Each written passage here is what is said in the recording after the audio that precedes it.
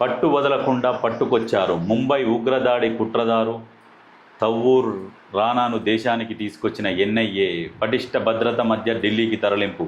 మాట నిలబెట్టుకున్న అమెరికా. ఇక భారత చట్టాల ప్రకారం శిక్ష. ప్రపంచాన్ని వణికించిన ముంబై ఉగ్రదాడి ప్రధాన కుట్రదారుల్లో ఒకడైన తవ్వూర్ హుస్సేన్ రానాను దేశానికి తీసుకురావడం ద్వారా భారత్ భారీ విజయం సాధించింది.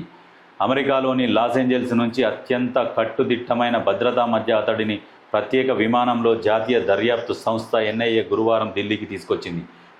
విమానాశ్రయంలోనే అతడిని లాంఛనంగా అరెస్టు చేసింది. అనంతరం సిజిఓ కాంప్లెక్స్లోని కార్యాలయానికి తరలించింది. ఆ తర్వాత రాత్రి సమయంలో పటియాలా హౌస్ కోర్టులో హాజరుపరిచింది. ఈ సందర్భంగా విమానాశ్రయంలో ఎన్ఐఏ కార్యాలయం కోర్టు వద్ద గట్టి భద్రత ఏర్పాటు చేశారు. ఎన్ఐఏ కార్యాలయం చుట్టుపక్కల రోడ్లను మూసివేశారు, ట్రాఫిక్ను మళ్లించారు. కోర్టులోకి ఇతరులు ఎవరిని అనుమతించలేదు, మీడియాను దూరం ఉంచారు. ఎన్ఐఏ ఢిల్లీ బృందంతో పాటు ఎన్ఎస్జీ కమాండోలు అతడికి రక్షణగా ఉన్నారు. పాకిస్తాన్ మూలాలున్న 64 ఏళ్ల రానా కెనడా జాతీయుడు. తనను భారత్కు అప్పగించొద్దంటూ రానా దాఖలు చేసిన పిటిషన్ను అమెరికా సుప్రీంకోర్టు తిరస్కరించడంతో లాస్ ఏంజల్స్లోని నిర్బంధంలో ఉన్న అతడిని అక్కడి అధికారులు ఎన్ఐఏ అధికారులకు అప్పగించారు. దీంతో బుధవారం అక్కడి నుంచి బయలుదేరిన ప్రత్యేక విమానం గురువారం సాయంత్రానికి ఢిల్లీ చేరుకుంది.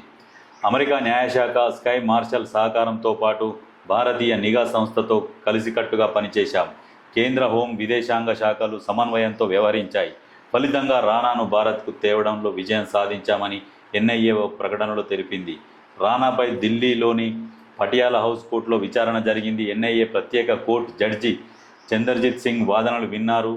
సీనియర్ న్యాయవాది Dayan Krishnan, public prosecutor Narender Maan NIA తరపున వాదనలు వినిపించారు. రానా తరపున ఢిల్లీ లీగల్ సర్వీస్ అథారిటీ తరపున పీయూష్ సచ్దేవా వాదించారు. తీర్పును జడ్జి రిజర్వ్ చేశారు. కోర్టుకు రానాను అత్యంత భద్రత నడుమ తీసుకొచ్చారు. జైలు వ్యాన్తో పాటు పలు వాహనాల కాన్వాయ్ను ఇందుకు వినియోగించారు. ప్రత్యేక స్వాట్ వాహనాన్ని, అంబులెన్సును కాన్వాయ్లో ఉన్నాయి.